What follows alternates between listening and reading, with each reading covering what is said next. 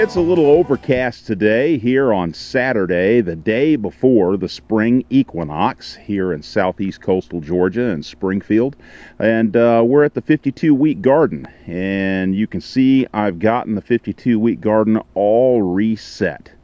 And not only have I put all of the bales in place, you can see the bale wall, the trellises, lean-tos, and uprights, the trellis tunnel with the bales around it. Our 4 square planters, and compost is in the middle of those. I don't have compost in this one yet. And then our 9 bale rows, the triple rows there, they're all set up. And not only that, but you can see there's no naked ground. I have taken bales of hay, cut the strings off, and literally taken about 6 to 8 inch sections of the bale off, held it in my left hand, used my right hand, pulled tufts of it out, and shook it. And what I normally do, it works real well for me, is I'll start in the back corner, and my back will be facing this way, I'll be facing that way, and I'll be pulling sections out and shaking it down, and I'll be working left, and then I'll step back and work to the right, and step back and work to the left, step back, work to the right, keep grabbing sections of bale and keep doing that. And I lay it in a good, I don't know, about 6 to 8 inches deep in most places. I'm very liberal with it. You want to use plenty of hay so that you get a good crisscross pattern that's fluffed up, so that as it mats down from gravity and moisture and whatnot over the course of a couple of weeks, it'll leave a nice thick, maybe a ½ inch or so thick mat that's tightly woven back and forth with the grass that'll create a perfect weed barrier. It'll let moisture perk through. The hay dries every time, so it stays dry, and you have a nice dry, clean surface for you to walk on, to work on, and more importantly, for your vegetables like your squashes and your summer squashes, your pumpkins, your melons, watermelons, cantaloupes, honeydews. How many times have you grown one of those on dirt, and everywhere the melon touches the dirt, it rots from underneath because the worms and the ants and the bugs get into it? Not so if you lay this hay down. Not only that, but it's a weed barrier, as I mentioned before. You will not have weeds growing up through this. I would say I get about 95% weed prevention. And what I mean by that is about once or twice a week, I will walk through this garden during the midsummer, and I will find maybe one weed here or there that made its way through, the rare one, and you just grab them and they pull right out. Super simple. You don't have weeds taking over your garden. And of course, by growing in the bales, you don't have weeds in there because you're growing in virgin soil that you've created. And that's what we're going to be talking about today. Now that I have this garden all set up and ready to go, the only thing I have left to do is to put my soaker hoses in.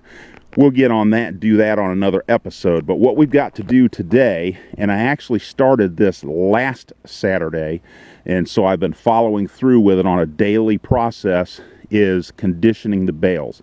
Now on the first day, last Saturday, and I'm going to get over here where you can see it, you can see there's a little bit of fertilizer on the top of this bale. All right, I've already fertilized these bales multiple times and watered them every day, and I'm going to continue that today, but I want to show you the process.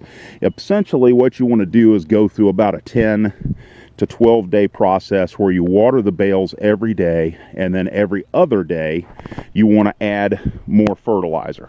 Now, I'm not a pure organic person, so don't get mad at me when I show you what I'm using. I'm using some 10-10-10 gold. I'm using some ammonium nitrate, which is pure nitrogen. And you don't have to use that if you don't want. I also have some organic fertilizer that I put in these on top of that. If you want to use 100% organic, you can do that. You just need to make sure that whatever you use, that it has a lot of nitrogen in it. You want that first number to be high, because nitrogen is what the little think of them as yeast. You rip the package open, you add some pinch of sugar, and you add some water or some milk, and it comes to life and foams up, and then you mix it into your batter, and then your bread rises. Kind of the same thing here. All of this grass, and if you're using straw, it's the same principle, has all of these microbes that are dried and living on the grass. Now, when you introduce water, and then you introduce nitrogen, they wake up and they start feeding on that nitrogen and that moisture, and they start converting the grass that's in the heart of this bale or the straw into a nutrient-rich compost, which is exactly what our plants want to grow in. So what we want to do to make sure that we kickstart everything is we want to go ahead and put the nitrogen-rich material on here and then soak the bale with water, and by doing so we're going to feed those little microbes and get them going. Now they're going to create a whole lot of heat in the heart of this bale, and that heat is going to kill any grass seeds, any bad microbes, anything that's not beneficial. And the temperature in this bale is going to raise very rapidly over the course of 5 or 6 days to where it gets well above 100 degrees. I've stuck a thermometer in here after 7 or 8 days and actually read 130 to 140 degrees in the heart of these bales. They get quite hot inside, which is exactly what you want. Then after about another 7 or 8 days, the temperature tapers back off down to around 80, 85, 90 degrees or so, which is perfect for going ahead and planting your plants in. And you can actually plant a little earlier than you might otherwise be able to, because the heat coming out of these bales when they're around 85, 90 degrees is actually radiating heat up to protect your tender seedlings on cool evenings. So you get your plants in there a couple of weeks earlier, because the bales are generating heat to protect them.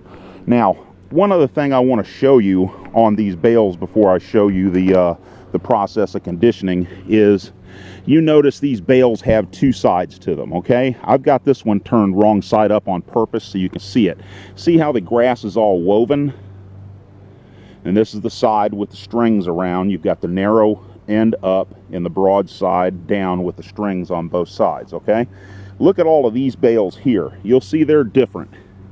These bales, you can see the ends of the grass. See it? This bale is all the stubble. It's all of the ends of the grass sticking straight up. This here is the grass all matted together.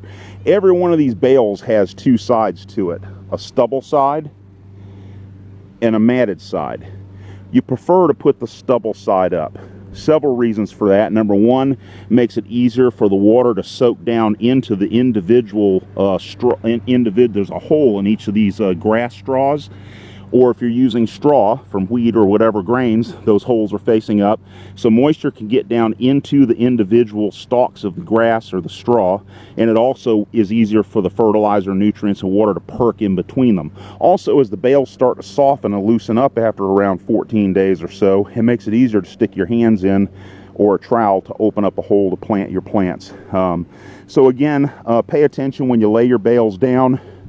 I would prefer to have this side against the ground and the stubble side on all the bales up. However, if you make a mistake and you're not paying attention and you have some of them with the woven side up, it won't hurt anything. You can still work the nutrients and fertilizer down in there, and you can still get them to condition properly. It just works a little bit better if you put the stubble side up. So again, to recap, what we want to do here is we want to sprinkle about a cup of our nutrient on top of each bale.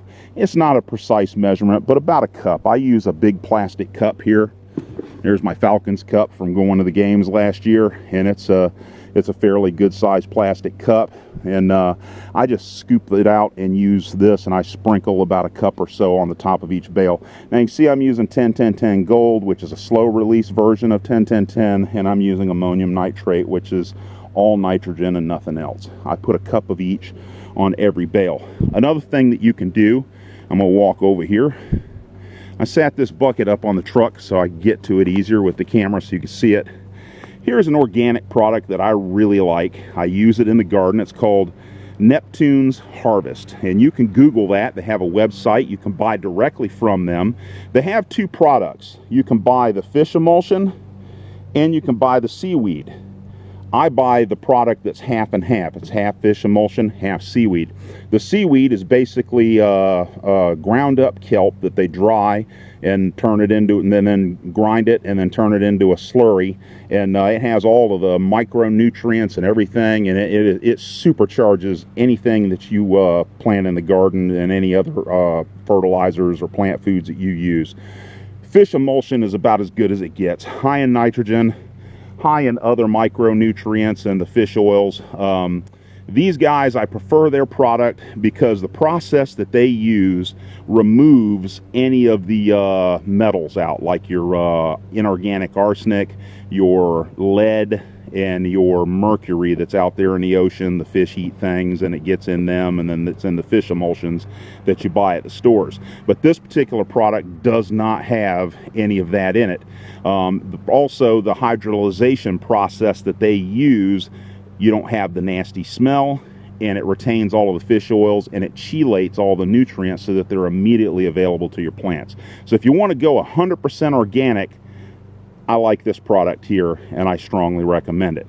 I use this product even though I use some of these too. I use these to kickstart the composting process, and then I switch to Neptune's Harvest for the rest of the season for regularly feeding the plants, you know, a couple of times along during the season. And I also use Neptune's Harvest on just about everything else in my yard. Planters, hanging baskets, fruit trees, you name it.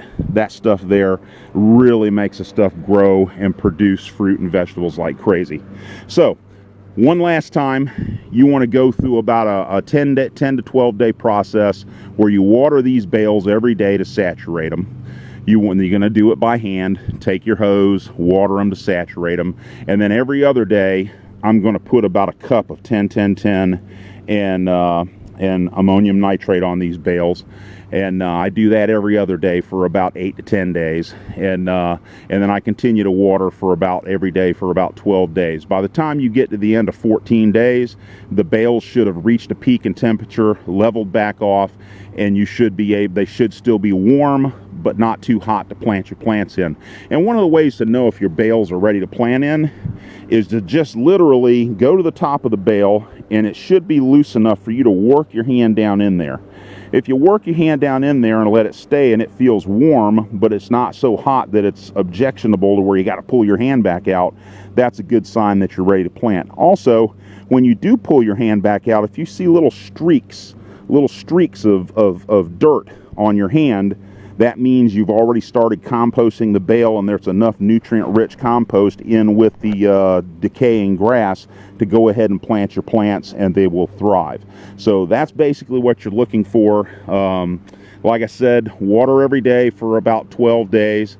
Put about a cup of nitrogen-rich fertilizer on each bale before you water in every other day for about 8 to 10 days. And you will have beautiful hay bale garden, and it'll be truly productive. One of the most productive gardens you can ever grow. The least amount of work through the summer. And if you follow my regiment of laying down this hay in between and around your hay bales, about 6 inches thick, fluffed up, and then let it mat down, you'll have a weed-free, maintenance-free, highly productive garden. You know, most of my friends, when their gardens are petering out here in the southeast, when it gets so hot and so humid by mid-August, all of my friends and neighbors, their gardens are overgrown by weeds. The vegetables and the plants are being choked to death by weeds. They're dying from the heat stress and from lack of nutrients, and their garden's just petering out, and they're just giving up. They've given up. They've decided it's too hot, it's too much of a mess, and they'll just wait and come back out and plow it in and maybe plant a fall garden. I do this garden. I do all my work in the spring while the weather's nice. It's cool, there's a nice breeze, spring is in the air. That's the time to do all of the hard work. And then the rest of the year, all I do is plant and tie up vegetables and collect vegetables. I don't have to come out here and weed anything. My garden looks beautiful in August. My plants grow and produce. My wife was out here picking bell peppers and banana peppers and little green tomatoes, and what else? She was picking green beans and various other things, eggplants. So we were picking all kinds of stuff out of this garden all the way up until the first week of December, because we didn't get a hard frost until then. Okra, various other things. We were picking a little bit of everything out of this garden all the way up until the first week in December. That's when we got our first hard frost or our first hard freeze, and most everything died then. But our garden produced from late spring all the way until after Thanksgiving. So if you want a garden like that, hay bale gardening, that's what you want to do. Okay, that's all there is for this episode. I'm going to go ahead and finish the conditioning process for today, and by next weekend we'll be ready to plant, and we'll go over some more things then. Have a great day, and get out there and grow something.